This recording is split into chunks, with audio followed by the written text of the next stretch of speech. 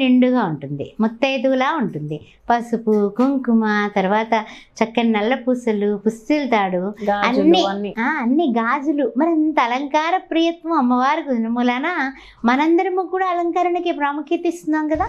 మనం బొట్టు లేకుండా బయటకు వెళ్ళట్లేదు. అదేవిధంగా కాటుక పెట్టుకోకుండా అసలు ఉండరు స్త్రీమూర్తులు.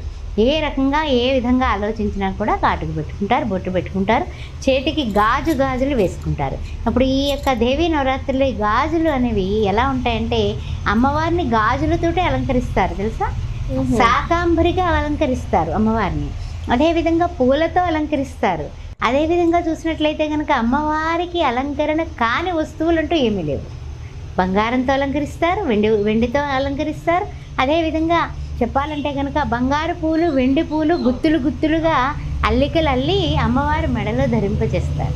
ఇంకా వాళ్ళ దగ్గర ఉన్న వస్తువులన్నీ కూడా ఇంట్లో